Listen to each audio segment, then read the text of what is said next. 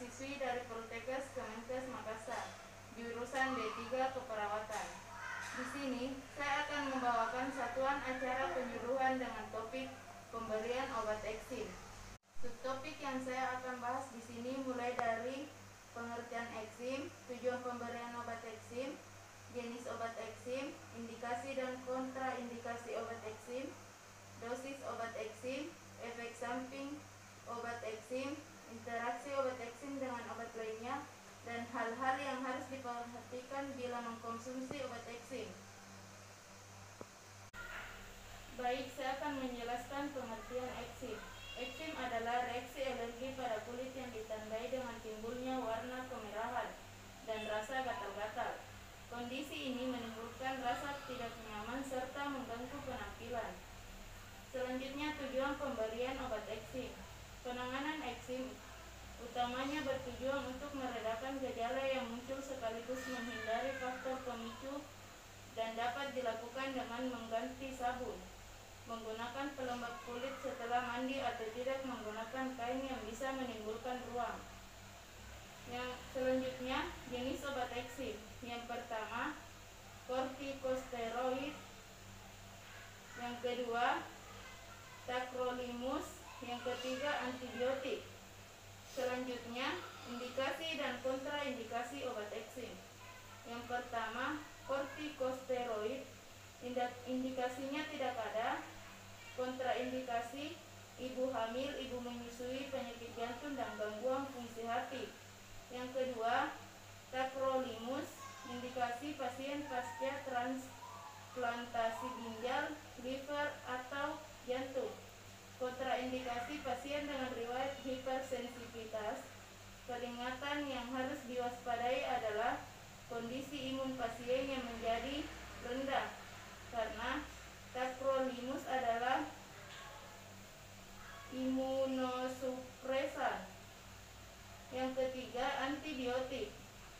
Indikasi infeksi saluran kemih, infeksi saluran nafas, uretris gonokokal yang tidak berkomplikasi, dan cervitis. Kontraindikasi, wanita hamil dan menyusui, anak-anak yang belum puber. Selanjutnya, dosis obat eksim. Yang pertama, kortikosteroid. Betametason tersedia dalam konsentrasi 0,025%, 0,05%, atau 0,1%. Pembagian masing-masing pasien akan disesuaikan dengan kondisi pasien. Oleskan betametason 1-3 kali per hari selama 2-4 minggu atau hingga kondisi membaik. Yang kedua, tacrolimus. Anak-anak usia 2 tahun oleskan tipis 2 kali sehari selama 3 minggu. Dewasa oleskan tipis 2 kali sehari selama 2 minggu. Yang ketiga, antibiotik. Infeksi kulit 400 mg sehari selama 7 hari. Selanjutnya, efek samping obat eksim. Yang pertama, kortikosteroid menyebabkan natrium dan cairan tertahan dalam tubuh. Hipertikosis. Yang kedua, tacrolimus, obat antivirus, vancomycin, aciclovir, dan obat diuretik hemat kalium. Yang ketiga, antibiotik. Yang pertama, pil-KD, yang kedua digoxin, yang ketiga estrogen. Selanjutnya, hal-hal yang harus diperhatikan bila mengkonsumsi obat eksim. Yang pertama, mengetahui aturan pakainya. Yang kedua, mengetahui dosis. Yang ketiga, cara, dan yang terakhir, waktu penggunaan obat. Selanjutnya, di sini saya akan mengajukan atau mengereview kembali tentang penyuluhan saya tadi dengan beberapa pertanyaan. Yaitu, pertanyaan yang pertama, hal apa saja yang harus diperhatikan bila mengkonsumsi obat eksim? Siapa yang bisa jawab? Hal-hal yang harus diperhatikan bila mengkonsumsi obat eksim itu ada 4. Yang pertama, mengetahui aturan pakainya. Yang kedua, mengetahui dosisnya. Yang ketiga, cara pemakaiannya. Dan yang terakhir, waktu penggunaan obat tersebut. Betul sekali. Yang kedua,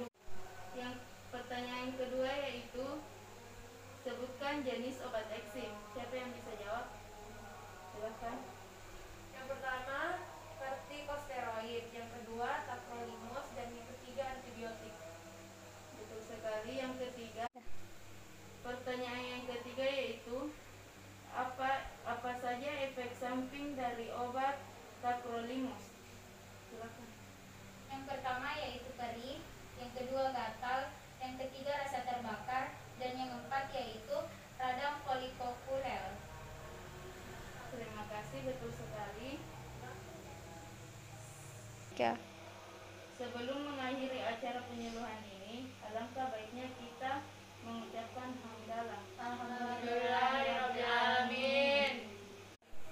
Saya mengucapkan terima kasih atas perhatian dan partisipasi dari teman-teman sekalian untuk mengikuti satuan acara penyuluhan saya kali ini. Semoga dengan acara ini kita dapat mengetahui lebih banyak ilmu yang bermanfaat. Amin. Oke, Assalamualaikum warahmatullahi wabarakatuh. Waalaikumsalam warahmatullahi wabarakatuh.